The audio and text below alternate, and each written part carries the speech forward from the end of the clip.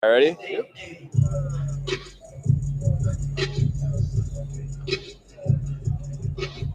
All right, everyone. Welcome into the Your Illini Nation pregame show here from a very wet and rainy College Park, Maryland, as Illinois goes on the road once again to take on Maryland in their place. Andy Olson, Jeremy Werner with you here for the next 30 minutes or so as we get you set for this game kicking off in just about 90 minutes. And Jeremy, we got to start with the weather before we get into the interesting injury report. But this is how it's going to be all day, I think. We've seen a couple of other games around the Big Ten have to deal with some weather conditions. And overall, maybe that plays into Illinois' hands. Listen, he's the TV guy. He's keeping the hood off.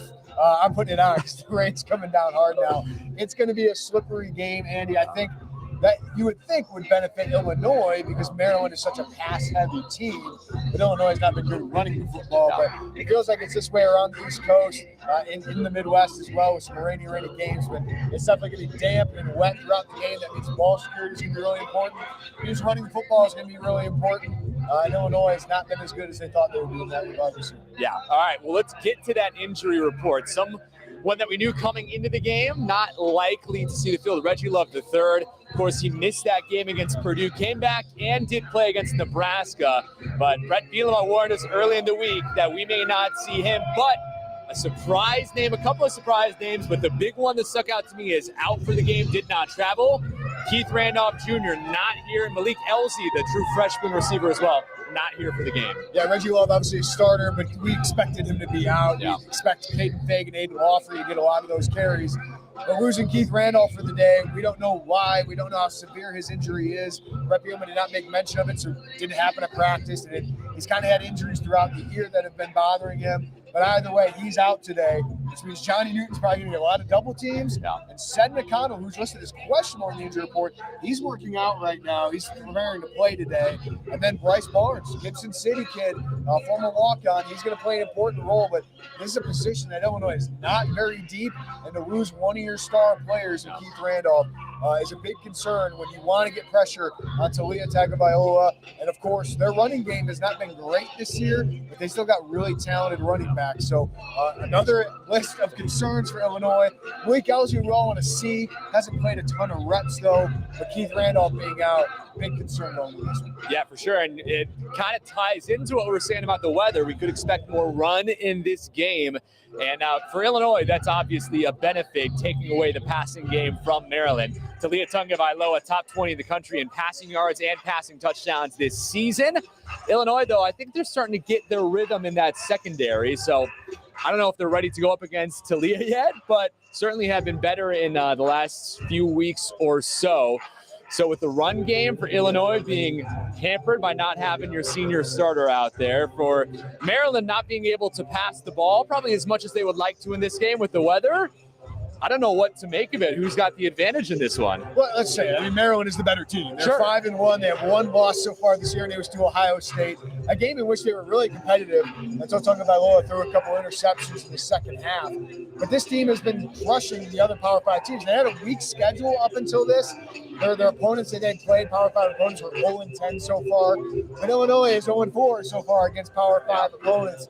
So Illinois, whether it's rainy or not, does not have the advantage. The question is, did they figure anything out? Do they execute better? Because remember, 2 years ago, they were 2-5 going on the road at a very good Penn State team, found a way to win that game despite having some injuries, despite not playing well at that point.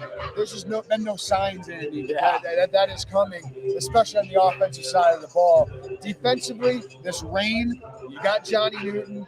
The secondary has played a little bit better here recently, but this is the best passing attack they're playing all season long. We'll see next week against Wisconsin with an improved passing attack. But Tagovailoa, this Maryland receiving group is really, really good. They're really deep. So that's a huge concern. And Roman Hemby almost ran for 1,000 yards as a freshman last year. So they got some talented backs, too. Illinois got to play its best game by far. Its cleanest game in the toughest weather to come out of here with a victory. Yeah, and Talia can scoot as well for a quarterback. We feel like have talked about the issues that Illinois had the first 2 weeks of the season with Finn and with Kansas Daniels as well. Yeah. So you bring in that regard, you bring in the weather, and it could be a day that Talia could really kill you both ways if you wanted to, I feel like. Yeah, he's a legitimate contender for Big Ten Offensive Player of the Year. Yeah. And he's a big reason Mike Loxley's had success over the last 3 seasons, getting the bowl games, winning those bowl games. And really, I mean, they're in the conversation for the 4th or 5th best team in the Big Ten because he's been able to get talent, but also he's got a great quarterback right now. I think J.J. McCarthy, Marvin Harrison Jr. are all in that conversation, but Talia Tagovailoa is certainly in the conversation for Offensive Player of the Year. So Jalen Daniels, I think, is a more dynamic athlete. Tagovailoa has been a better passer to this point. So he's about as good as you're going to see all year. He's been so good. And like you said, Maryland, if it wasn't for those big 3 in the Big Ten East, I feel like if Maryland played in the West, they might have a chance to go win that thing with the way that everyone else has been playing, with Iowa, with their QB down, Wisconsin being inconsistent. They just unfortunately have the schedule that they do, where they still have Michigan and Penn State left for them coming up this season. And they might look at this Illinois game as one of their more winnable ones left on the schedule. Yeah, I think they got Nebraska, Northwestern left too. So they got a lot of winnable games left on the schedule. But their next step is beating an Ohio State or a Michigan or a Penn State. They haven't really beat one of those, I don't think, in the Mike Loxley era quite yet. So that's their next step. But, of course, if they want to get to a 9 or 10 win season, which they're capable of, they got to take care of business at home against Illinois. Again, they have really beat down on these struggling Power 5 teams. So if Illinois does not play well, this is one of those that could get ugly. Yeah. All right. Well, let's talk about what Illinois can do in this one. We saw some improvements, like we said, on defense in the last few weeks, but another game last week where the offense was just stagnant for the Illini, only scoring 7 points. It was a great play, one that we saw against Purdue, where Altmaier goes up for Pat Bryant. He makes the catch this time, the one that he missed against the Boilermakers. That was the one thing they had going for them. It was another game where they got a lot of yards. You just look at the stat line, and if you base or tried to predict the score off the stat line, you'd imagine it would be pretty close, but Illinois just not ever really in it. And that's, I think, the next step and really what has been the conversation around the team all week. Yeah, the last 2 post games, Brett Bielema has really criticized his offense, his offensive staff, and of course, offense coordinator Barry Lunny is awarded, but his job now is to fix it and is to put these guys in better positions to succeed. I think we all know the offensive line is far worse personnel-wise than we ever expected. Yeah. Now they're really thin at running back. You got a quarterback that has ups but has a lot of downs, as we expected growing pains with Luke Altmaier, but the lack of consistency in these drives. They have good first drives and don't score. The short yardage has been a huge issue all year. We saw it crop up last week again in a big moment. This team has just not been able to get a lead and hold a lead. And then after that first drive, they just have these blows, Andy, where they don't give themselves a chance. They put their defense in bad situations. And that's why, let's be honest, the fan base is talking about it. Can Barry Lunny fix this? Yeah. And I think these last 5-6 games are going to be about, can Barry Lunny turn this offense around and give you a reason to believe that he should be the guy for the long term? And I think Brett Bielema wants to see that. So he said he's inserted himself a little bit more in the game plan. They said they've gone back and tried to look at, hey, what are all the things we can tweak, whether it's personnel, scheme, play calling. We'll see if it they've been saying that, though, for 3-4 weeks. Exactly. And it just hasn't led to anything yet. So they're going to try it again today. But I think for us on the outside, it's time to prove it. I keep saying that in these pre-games. This team's got to prove it. They think they're a good team. They have not been a good team. You got to go out and prove it. This is the toughest task I think they have left the rest of the season. One thing that I think Barry Lunny has going for him is that we saw it last season work with Tommy DeVito at QB and, you know, the line that had a million different starts in their career on it. That team was able to get it done on offense. Now, that team was mostly carried by their defense, but I don't think anyone last year was complaining about a lack of offensive output. Now, you also have Chase Brown in that mix as well. Is it just the different people, the different players that he has in his system this year? From your perspective, what do you think has been the big difference between what we saw last year and what a failure this year has been? Yeah, personnel is certainly a huge part of that, right? I mean, losing Alex Pilstrom kind of overlooked. He was a bigger center than Josh Cruz. Alex Palczewski was the most physical guy in the field. He was a team leader of that offensive line. He was comfortable after playing 5 years at right tackle. And Chase Brown covered up a lot of mistakes. The offensive line, they made a mistake. Chase Brown could outrun it. Tommy DeVito was a quarterback that maybe didn't make as many big plays as Luke Altmaier. Luke Altmaier has a lot of home runs this year. He's a home run hitter. Luke Altmaier also is struggling to hit those singles and doubles at times. And Illinois, I think one thing Maryland has done is they're dropping back more, sitting in the pocket. They got rid of the ball quickly with Tommy DeVito. Tommy DeVito got rid of the ball more quickly than Luke Altmaier did. So there's some schematic changes, but the personnel changes are probably the biggest thing. And I think what has been frustrating for Brett Bielema is the offensive staff is really struggling to adjust to the personnel changes. I mean, we heard 2 weeks ago after Purdue, Isaiah Williams saying it's a different team. We have to adjust to that. Yeah. Isaiah Adams saying we need to run the football more. And there's a player saying that about we need to change. And I don't think we saw much change against Nebraska, at least in terms of success. Yeah. Well, something is changing in the backfield. That is who is running the ball mostly. Now, Caden Fagan did take a majority of the carries a couple of times this season, had a good amount against Nebraska, but the Atwood native is being thrown right into the fire tonight, Jeremy, as he's now the number one with now Gibson City native Aiden Lawfrey behind him. And we've talked about it all week since Brett Bielema told us in the Monday press conference that Reggie Love may not be able to go. So I think that's gotten people around Central Illinois excited. But, I mean, you followed these guys in recruiting, right? Typically, I feel like we see a couple of seasons maybe. They get their feet underneath them, especially for running backs. But the weight's now on their shoulders to go out there and perform because they're the entire run game for Illinois today. Yeah, position you thought you had a lot of depth at, right? Like going into the spring, I thought the three top options, they're not playing today. Reggie Love, who's just a consistent, solid veteran, leading rusher. Josh McCray has not had the season. Again, we expected more injuries for him. I feel bad for him losing the last 2 seasons to injury. He's out for the year with a neck injury. But Jordan Anderson is another guy, lost for the season before the year due to a knee injury suffered in practice. So now you're relying on 2 guys who have any experience, right? Like Caden Fagan has played, and he has produced a little bit. Now we're going to see him have a bigger role, but he's never prepared to carry the load quite like this. Can he get a run game going? What's his vision like? What's his decision making? You know, we saw some last week where he missed a hole, or he might miss something vision-wise.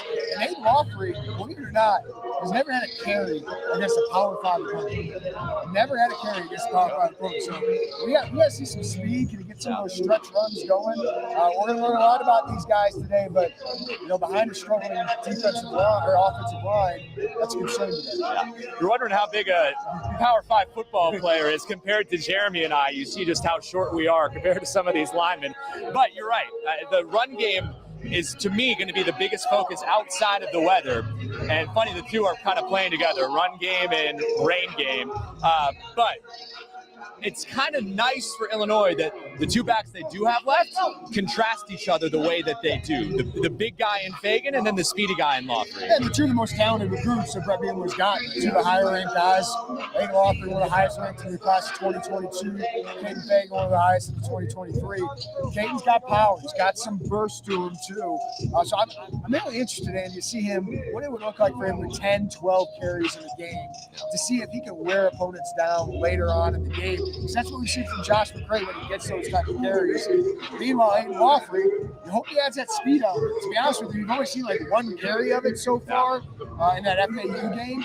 But on kickoff returns, you haven't quite seen that burst that made him such a good track athlete in high school.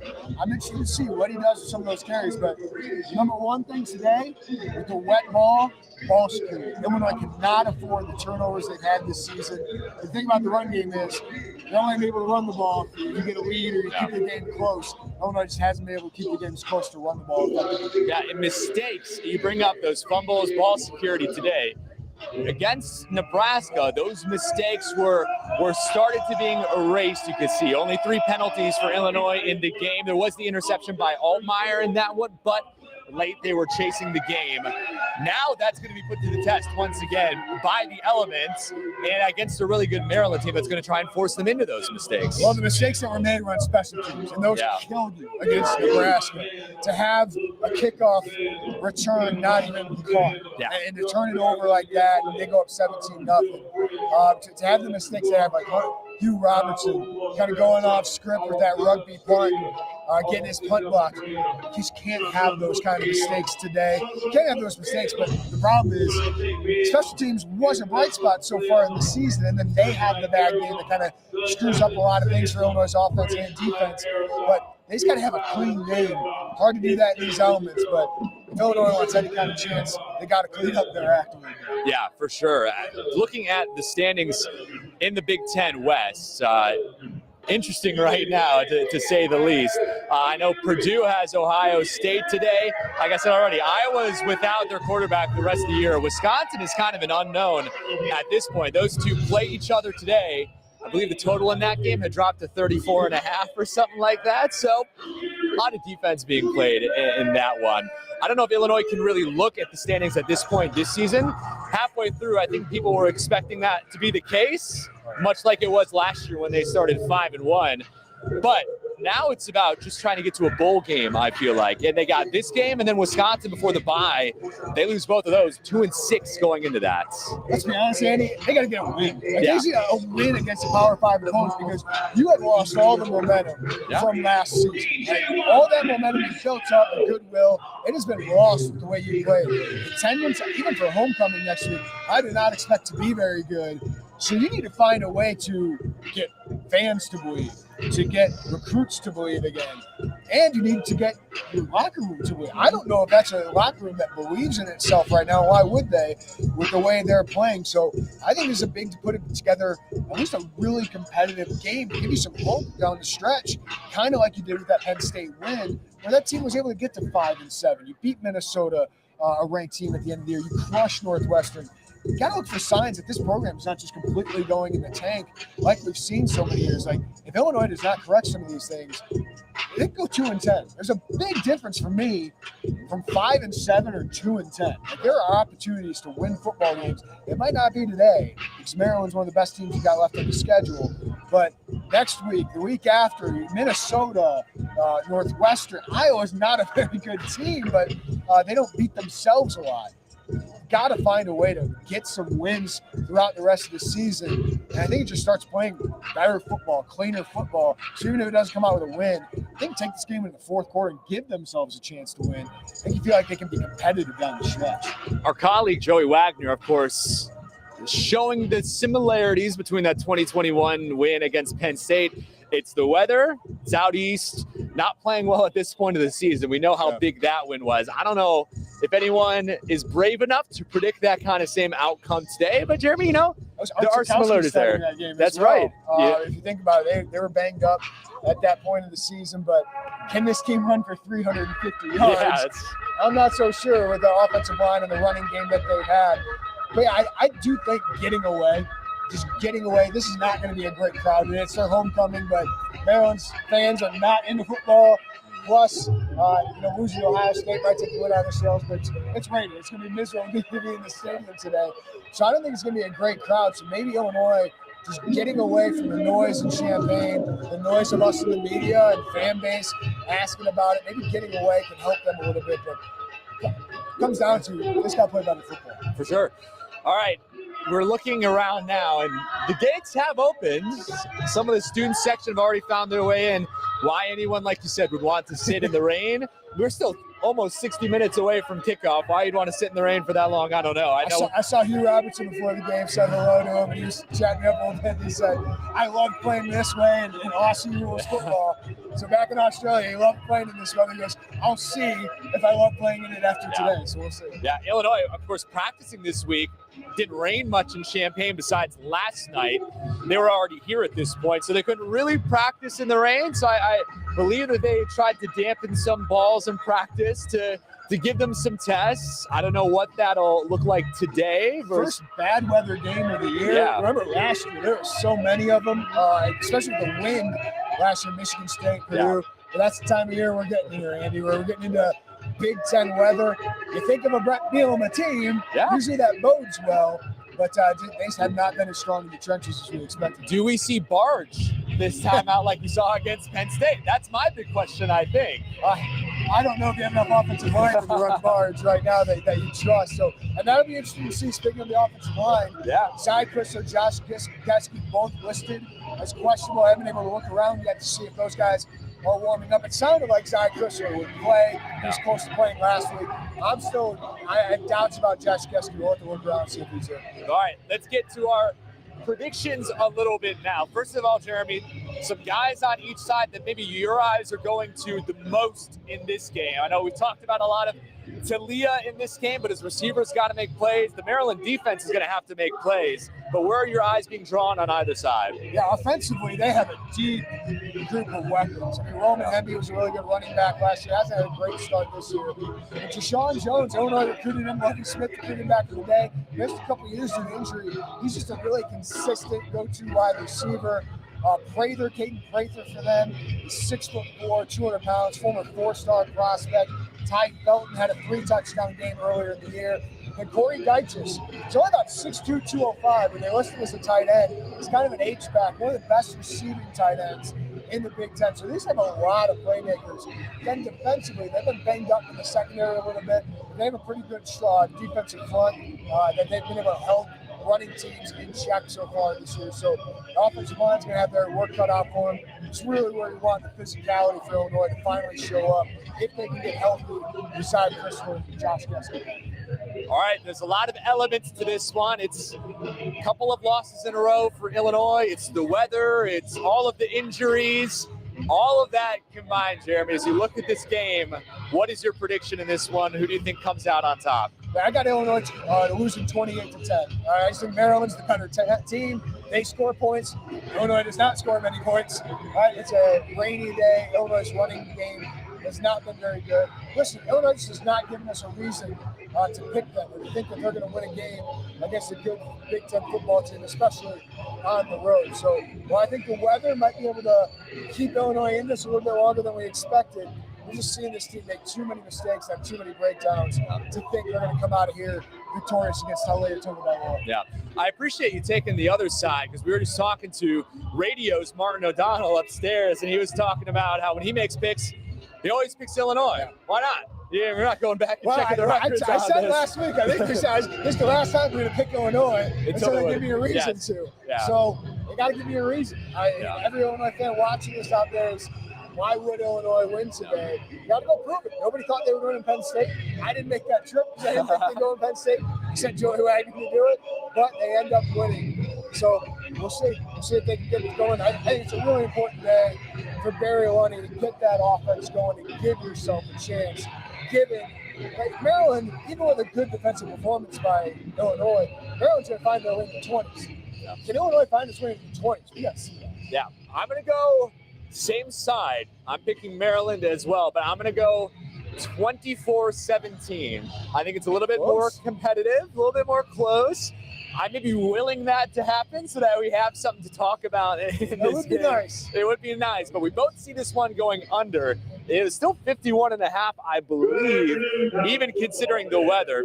Maryland, a 2-score favorite in this one. So last time I was here, 63-33, and the questions after that one were about Hardy Nickerson, whether he would keep his job after the season. He decided to resign after that game. So Illinois only played here once, did not go very well. So they need a better memory for this one. Yeah, I don't know if I see that being the case so much today. I don't think anyone would have been on the travel roster in 2018 that is still with the team today. Caleb Griffin, I believe, was on that team. Julian Pearl, yeah. He's a defensive lineman at that time. Yeah, right. A lot has changed since 2018. Mike Loxley, of course, now here, the former Illinois offensive coordinator. We haven't even gotten a chance to talk about Lox, but of course that's such a big part of this game as well. All right, as they're playing everyone's favorite Big Ten ad behind us, Jeremy, we're about 60 minutes away from kickoff now. How can the people at home spend their time before the game on Illini Inquirer? Just spending their free time, reading up. We got a game thread out there. We got the injury report out there, but we got some basketball content to get the people that are fixed. Because until football gives them a reason, they're probably going to be more interested in basketball content. I wrote about Terrence Shannon and Coleman Hawkins today. Joey Wagner wrote about Ty Rodgers, everyone's favorite point guard, yesterday. So go check that out. Of course, we'll have all the live reaction, all the post-game and our post-game column takeaways after the game at IlliniInquirer.com. Yeah, everyone's favorite website, I know. Everyone's favorite sport. I don't know if I want to say favorite sport, but it's coming back next week. Hard to believe. It is. This time next week, we'll have an exhibition game. Ottawa coming into the State Farm Center. We'll see what the pregame is like on that one. Maybe Piper will come out. Not going to commit to it yet, but hard to believe we're at that point of the season. Wherever you're watching this right now, be sure to tune in after the game as well for Brett Bielema's post-game press conference. A little fiery last week. Just another reason to tune in. You want to see those sparks fly live. It'll be on Facebook, Twitter, YouTube, website, wherever you happen to be watching. Of course, after the game on the newscast as well, be sure to tune in to highlights of this one. Whether it's Maryland scores or Illinois scores, we'll have it all on WCIA 3 at 6 and at 10. And, of course, the 3-in-1 podcast afterwards as well. The rain has stopped a little bit. It was getting I know, it was getting a little heavier when we were getting started, Jeremy. Let's hope that it stays this way. Let's hope for an interesting game of football, I say.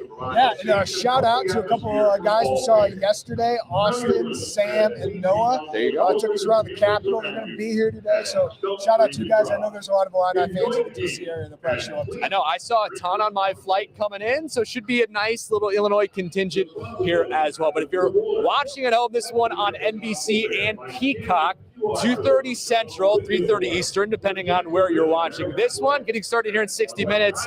We appreciate you joining us on the Your Illini Nation pregame show. For Jeremy, I'm Andy. Enjoy the game, and we will see you afterwards.